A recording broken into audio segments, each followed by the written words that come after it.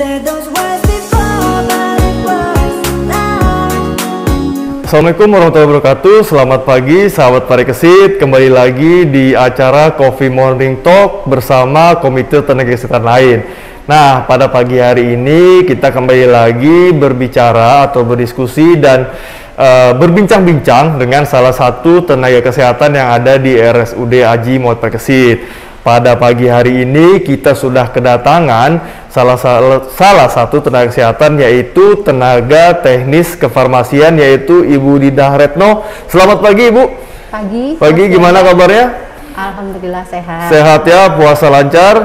Alhamdulillah. Nah, Bu Retno, terima kasih sudah bisa bergabung di acara Coffee Morning Talk.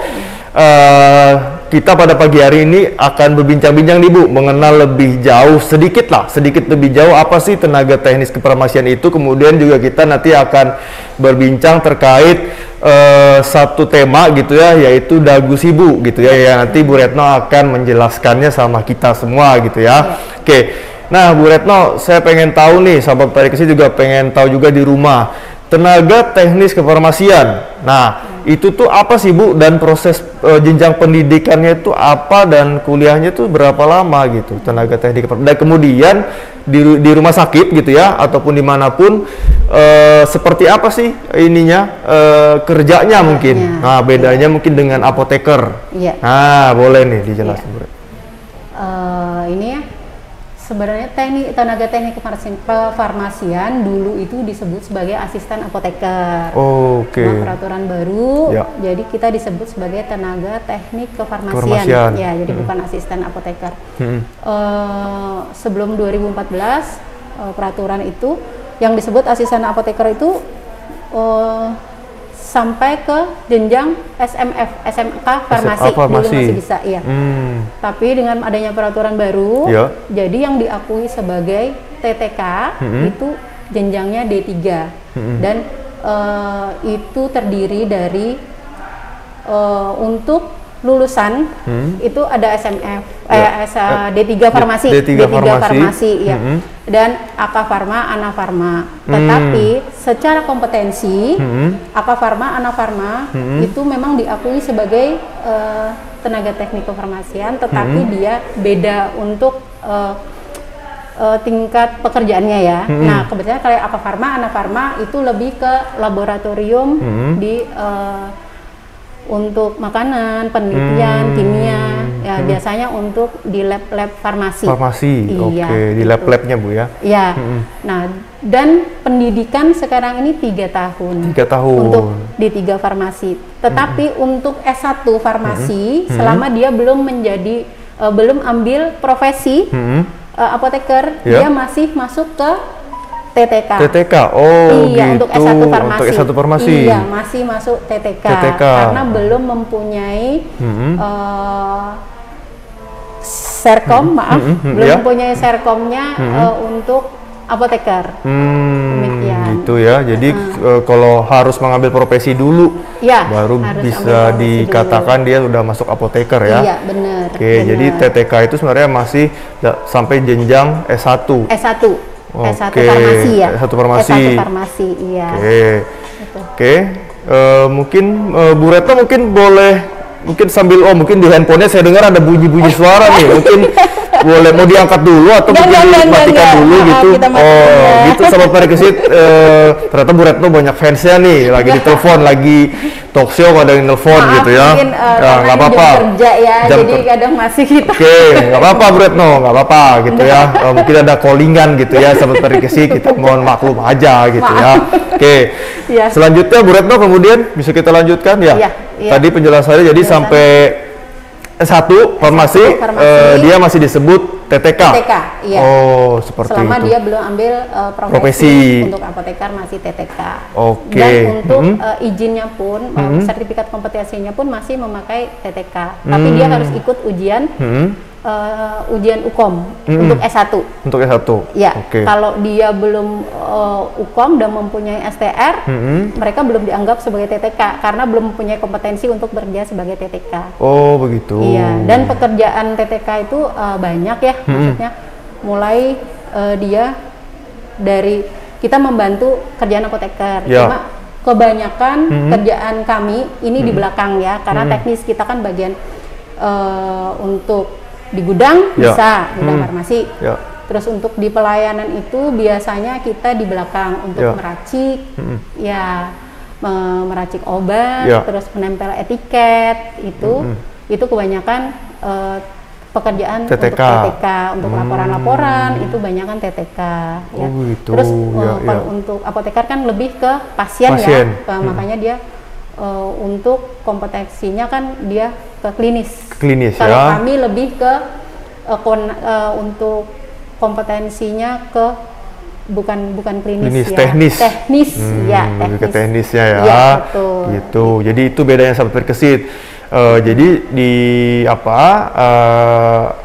di ranah farmasi gitu ya, itu tuh ada beberapa tenaga profesi tenaga kesehatan, terutama di rumah sakit. Ada yang namanya apoteker, kemudian ada TTK juga. Kalau TTK itu lebih ke teknisnya, kalau apoteker itu ke klinisnya, yaitu ke pasien gitu ya, menjelaskan ke pasien. Jadi kalau misalnya sahabat berkesit itu diserahkan obat di farmasi gitu ya, atau di apotek, itu pasti ketemunya sama apotekernya gitu. Tapi yang nyiapkan obatnya itu TTK, yang meracik gitu ya, yang packaging itu hitung obatnya gitu ya, sesuai resep tadi yang oleh dokter itu TTK gitu ya. Hitung dosis juga gitu ya. Oke. Hitung dosis juga. Nah, jadi selain di rumah sakit, kalau TTK itu ada di mana lagi, Bu? Kalau di luar rumah sakit? Di luar rumah sakit, di apotek juga ada TTK-nya. Terus di toko obat itu penanggung jawabnya juga TTK. Oh, toko obat ya? Iya, jamu sebenarnya juga ya. Oh, itu bisa ya. Penanggung jawabnya ya. Oke, mungkin di puskesmas juga ya, Bu ya? Puskesmas banyak. Puskesmas juga banyak. Nah, Sobat Berkesit, mumpung ada Bu Retno sebagai salah satu TTK, tenaga teknis kefarmasian yang ada di RSUD Haji Imad Berkesit, saya mungkin akan bertanya gitu ya. Saya akan membawakan sedikit mungkin pertanyaannya juga, mungkin banyak sahabat Berkesit di rumah bertanya-tanya, Bu ya. Jadi ini saya disingkat gitu ya. Kalau singkatannya dari farmasi itu DAGUSIBU, yaitu dapatkan, simpan, terus gunakan dan buang. Nah, Bu Retno sendiri bisa nggak, Bu, menjelaskan tadi prinsip-prinsip DAGUSIBU ini gitu? Mungkin dari yang pertama. Ya, prinsip DAGUSIBU itu kan gini ya, karena obat itu kan masyarakat bisa mendapatkan dapatkannya gimana gitu. Pasien atau masyarakat bisa mendapatkan obat itu dari dua sumber, dengan dia berobat ke dokter atau dia beli mandiri. Terus apa aja sih sebenarnya yang kalau kita ibaratnya kalau ke dokter mungkin nanti ada TTK atau apotekernya menerangkan ya, sudah jelas, sudah ada aturan pakainya, dosisnya gimana, kadang efek sampingnya juga dikasih tahu seperti apa gitu, kita pasti aman kata intinya. Cuma kan yang dikhawatirkan ini untuk obat-obat yang kadang kita beli mandiri. Nah, beli mandiri itu sebenarnya yang aman itu belinya di mana sih untuk obat-obat gitu, atau kita boleh beli sembarangan? Sebenarnya yang aman, paling aman itu ya di toko obat, di apotek ataupun di toko obat. Apotek yang berizin, toko obat yang berizin. Kadang ada kan obat-obat itu yang dijualnya di pasar malam, gimana nih? Gitu. Nah, itu kita tanda kutip tidak tahu ya keasliannya seperti apa. Terus obatnya itu expire atau tidak, rusak atau tidak gitu. Tapi kalau kita di rumah sakit, di apotek atau toko obat itu pasti sudah ada standarnya apa aja, nomor batch-nya gimana, diproduksinya, terus expire-nya, terus yang paling utama ambilnya dari distributor resmi atau tidak. Itu penting juga, Bu. Sangat penting salah satunya ya. Salah satunya, karena kalau ada apa-apa kita pasti akan telusurnya ke distributor. Tapi kalau yang dijual kayak di pasar malam atau gimana, kita nggak tahu dari mana dia ngambilnya. Kemudian juga mungkin itu, Bu, yang penting tuh bagaimana proses penyimpanannya mungkin. Nah, proses penyimpanan. Terus juga penyimpanannya juga ya, penyimpanan untuk beberapa obat itu harus ada penyimpanan khusus ya. Misalnya gini, kita di rumah kadang tuh lalai, kita beli obat atau kita ini dapat obat, kita naruhnya sembarangan. Gimana? umpama naruh di atas kulkas. Nah, sebenarnya itu bikin apa ya, tidak aman ya, karena kan suhu kulkas yang di atas kulkas itu kan panas ya.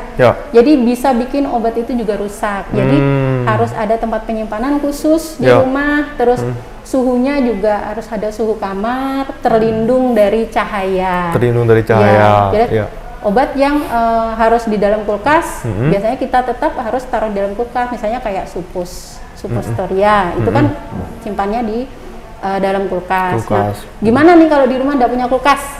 Nah, gimana tuh Bu? Gimana? Nah, itu biasanya begini kita akalin, memang bisa ditaruh di suhu ruang.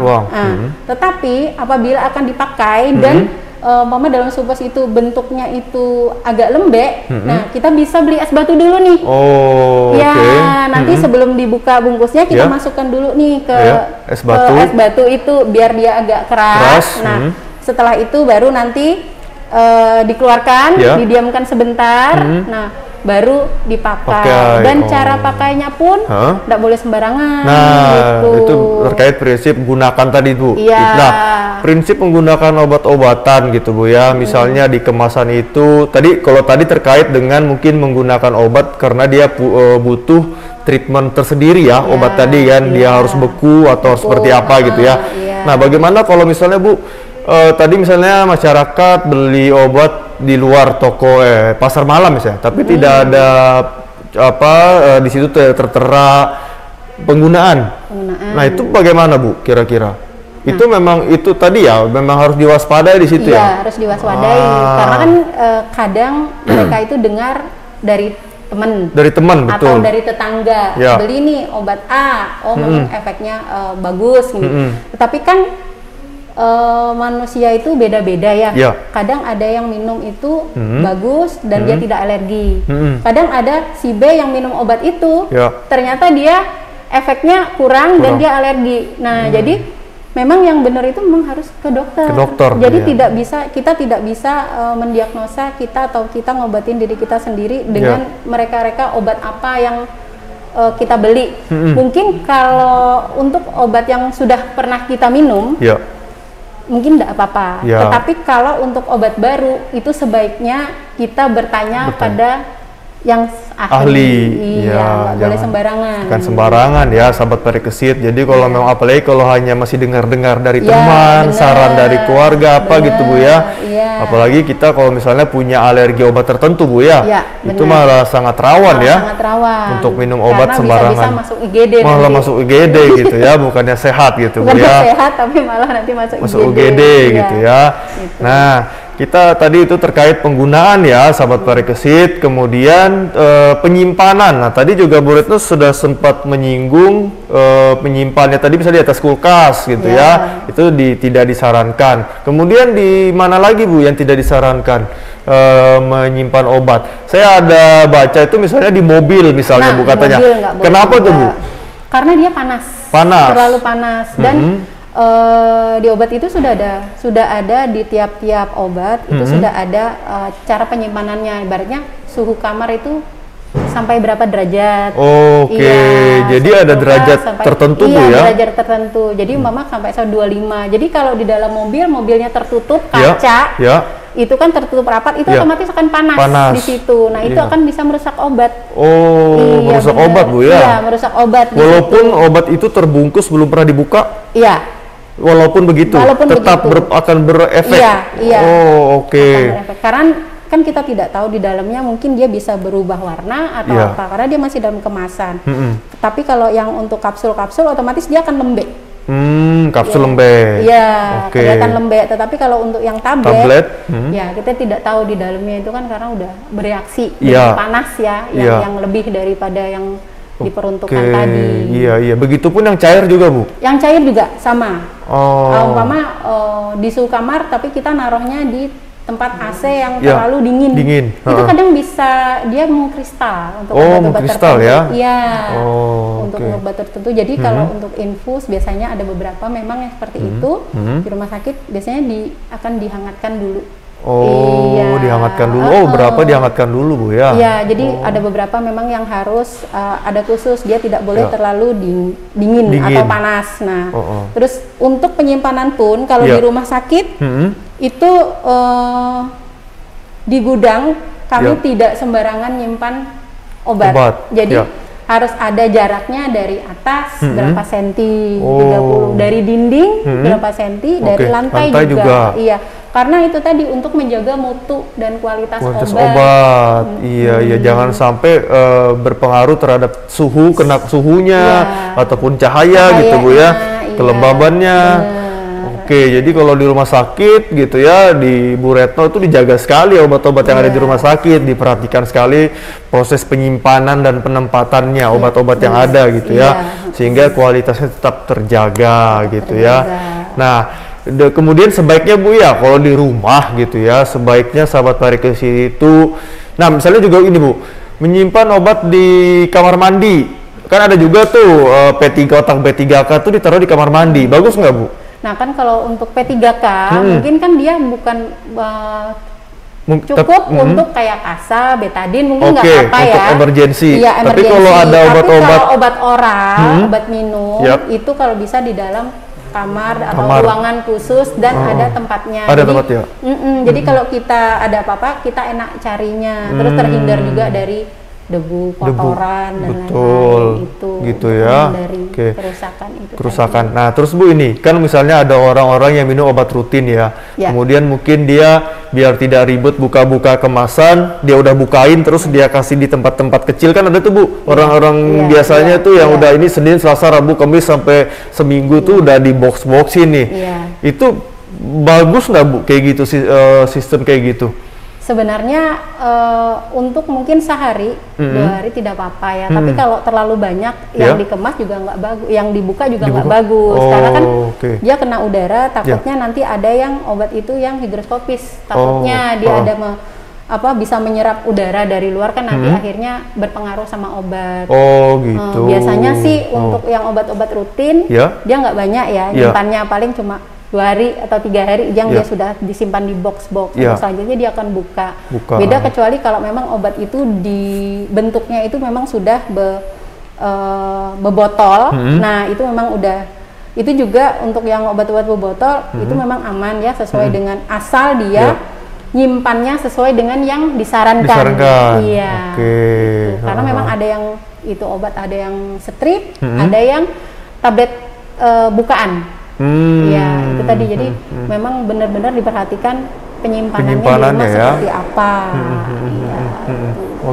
Nah terus Bu ini apa juga yang misalnya gini, bagus dah Bu kalau misalnya maksudnya apa ya, kalau misalnya kita membuang label ataupun etiket obat gitu tuh disarankan nggak?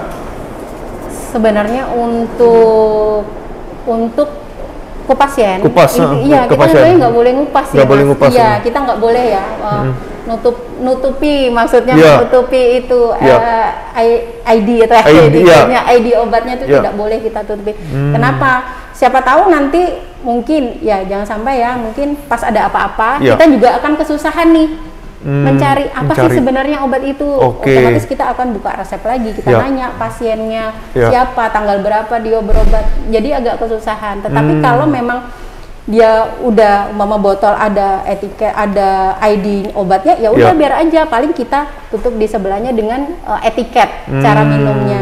Minumnya ya. Jadi nggak perlu itu untuk menutupin, itu zaman dulu Bu ya. Iya, jadi tidak ada transparansi ya. Iya, kalau sekarang pasien harus tahu kita dikasih obat apa sih gitu. Kan pasien juga makin kritis ya. Takut ada apa-apa, mereka juga bisa komplain. Saya dikasih obat ini nggak cocok. Nanti pas dia umpama tidak cocok, saya dikasih obat warna biru. Apa ya obat warna biru? Sedangkan di obat itu mungkin yang warna biru itu banyak, bukan cuma satu item. Gitu. Itu untuk menghindari seperti itu. Untuk menghindari ya Bu ya. Jadi nggak ada tutup-tutup ID lagi, nggak ada. Nggak ada tidak diperbolehkan. Jadi Sobat Parikesit di rumah dianjurkan tidak menutup atau mengupas atau membuang etiket yang ada di obat ya, di kemasan obat gitu. Jadi itu karena informasinya apalagi yang dari apotik gitu ya itu sangat penting sekali gitu karena untuk sebagai melihat juga riwayat di situ Bu ya, riwayat penggunaan ada kode expire-nya juga tertera kapan dapatnya, betul di mana dapatnya. Iya gitu. Nah, sebelum kita lanjutkan Sobat Parikesit, kita saksikan dulu iklan yang berikut ini. Kini, Rumah Sakit Umum Daerah Haji Muhammad Parikesit memberikan kemudahan bagi Anda. Anda tidak perlu antri dan menunggu lama untuk mendapatkan obat di instalasi rawat jalan. Sobat Parikesit, layanan antar obat Parikesit. Layanan lebih nyaman, tanpa antri, dan obat diantar langsung ke rumah Anda. Tarif dan syarat ketentuan berlaku. Untuk informasi lebih lanjut, segera hubungi call center Depo Rawat Jalan 0813 4614 5900 atau kunjungi Depo Farmasi Rawat Jalan, Gedung Merak, lantai dasar. Sobat Parikesit, layanan antar obat Parikesit.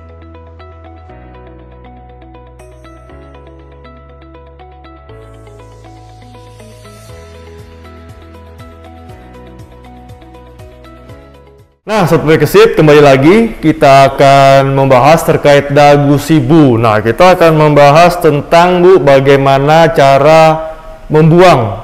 Pembuangannya. Nah, membuang obat yang aman itu Ibu seperti apa sih? Karena kan seperti kita tahu obat itu kan juga tidak bisa kita buang sembarangan Bu ya. Bisa jadi mungkin terkena hewan ataupun mencemari lingkungan ataupun terkena manusia lain yang mungkin ya iseng-iseng gitu ya. Nah itu bagaimana Bu? Kira-kira membuang obat untuk masyarakat awam nih Bu, untuk membuang obat yang aman dan benar dan tepat itu seperti apa? Kalau untuk membuang obat, yang pertama untuk tablet, itu tolong dihancur dulu. Jadi dihancurkan. Kenapa fungsinya? Karena kalau kita buang sembarangan nih di tempat sampah, ya kita buang aja sudah masih utuh sama blasternya. Kalau ada orang yang tidak yang mau ini ya niatnya memang tidak baik, itu bisa mereka tuh kayak ditutupin itu untuk expire-nya mungkin dicoret jadi kayak dijual lagi, dikemas lagi, itulah yang akhirnya nanti ada obat yang palsu kayak gitu. Itu yang untuk tablet kalau bisa nanti dihancurkan dulu. Dihancurkan baru nanti dibuang, dibukain dari blasternya, dihancur baru dibuang. Dibuangnya kemana Bu? Tempat sampah? Di tempat sampah yang pembakaran enggak apa-apa. Terus kalau yang cair kayak sirup-sirup itu nanti bisa diencerkan dulu ya. Diencerkan? Dikasih air dulu. Kasih air panas. Jangan dibuang, dikasih air biasa. Air biasa aja. Jadi jangan utuh, umpama kayak antacid sirup gitu. Kita buang nih masih utuh, kita buang sama botol-botolnya. Jangan, kalau bisa dibuang, diencerkan dulu baru kita buang. Atau kita tanam di tanah. Apa-apa. Karena kan kalau kita bakar juga nggak bisa ya. Kecuali kalau yang tablet tadi mungkin kita bisa bakar. Tapi kalau memang kita nggak ada tempat pembakaran khusus, ya daripada nanti mencemarin udara, semua tetangga itu bisa hirup baunya, jadi lebih bagus kita hancurkan, baru kita buang ke tempat sampah. Kalau kapsul gimana Bu? Kapsul kita bukain ya? Iya, tetap jadi blasternya kita gunting, kita bukain, baru kita buang ya. Karena untuk menghindari itu tadi, diambil lagi sama pemulung dan digunakan sama orang yang tidak bertanggung jawab. Iya. Kalau misalnya ini Bu, masyarakat menitip buang atau memusnahkan obat ini di apotik atau di farmasi rumah sakit itu bisa nggak Bu? Kalau untuk dinas terkait, ibaratnya bisa, biasanya itu ada persurat ya ke manajemen itu, karena kebetulan kita punya untuk instalator. Tetapi harus ada memang surat resmi ke manajemen. Ke manajemen. Pengajuan. Karena kan kalau dimusnahkan sendiri juga salah, maksudnya apalagi mungkin kayak toko obat atau apotik gitu tapi bisa dititip ke apotik, ke rumah sakit. Tapi ini ke manajemen dulu. Bersurat, pengajuan seperti apa gitu. Berarti kalau memang kalau itu dari apotek atau puskesmas Bu ya, biasanya, yang memusnahkan dititip di rumah sakit. Tapi kalau puskesmas biasanya dikembalikan ke dinas kesehatan. Dinas kesehatan. Iya, dikembalikan karena kan obat dinas kebanyakan drop dari dinas kesehatan dari gudang, jadi itu dikembalikan ke dinas ya. Oke, jadi kalau untuk masyarakat umum sendiri cukup melakukan cara-cara yang tadi Bu, sederhana tadi. Kalau tabletnya digerus, tablet dijurus, dihancurkan gitu ya, kapsul juga dibuka, dihancurkan, bisa langsung dibuang gitu ya, atau di pembakaran atau ke tempat sampah. Kalau sirup diencerkan dulu pakai air. Kasih air dulu. Jadi jangan masih utuh sama bungkusnya. Itu tadi, takutnya diminum orang juga kan. Iya. Kita juga menghindari betul. Ya, jadi gitu ya. Jadi gitu Sobat Parikesit. Jadi kita tadi sudah mendengarkan ya prinsip-prinsip seperti apa sih dagu sibu, dapatkan, simpan, gunakan, simpan dan buang obat-obatan tadi ya, yang dijelaskan sama Bu Retno tadi gitu. Jadi tidak sembarangan juga kita menggunakan, menyimpan gitu ya, dan membuang obat-obatan tadi gitu, karena bisa berdampak yang lebih jauh ya, lebih luas yang kita tidak akan tahu gitu Bu ya. Seperti apa ininya. Apalagi obatnya kan banyak ya Mas, ibaratnya ada obat keras, ada obat bebas terbatas gitu. Jadi semua itu ada peraturan masing-masing. Obat keras kita memang harus pakai resep dokter, kita beli bebas tidak bisa kan. Jadi memang harus pakai resep dokter.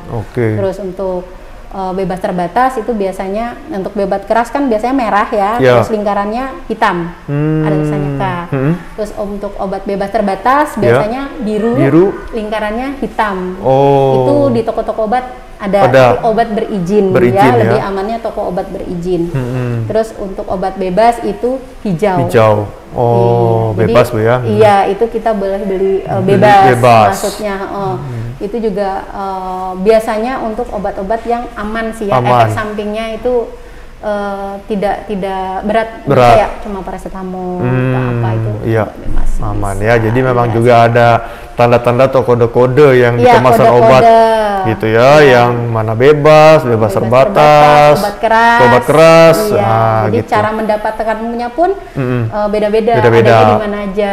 Iya, betul. Nah, begitu, jadi seperti itu Sobat Parikesit, obrolan perbincangan kita gitu ya, yang cukup menarik gitu ya, yang mungkin nanti kita akan bahas lebih lanjut lagi terkait bagaimana treatment obat-obatan yang kita konsumsi, terutama mungkin Sobat Parikesit yang mungkin mengkonsumsi obat secara rutin. Nah, mungkin kalau Sobat Parikesit memiliki pertanyaan terkait bagaimana seperti apa memperlakukan obat gitu ya, bagaimana menggunakannya segala macam, silahkan Sahabat Parikesit menyampaikan pertanyaan ke direct message, mungkin ke Instagramnya rumah sakit, atau mungkin nanti memberikan komen gitu ya di bawah tayangan ini seperti apa, dan mungkin berikan saran gitu ya, mungkin topik bahas terkait apa, silahkan disampaikan seperti itu ya. Nanti kita akan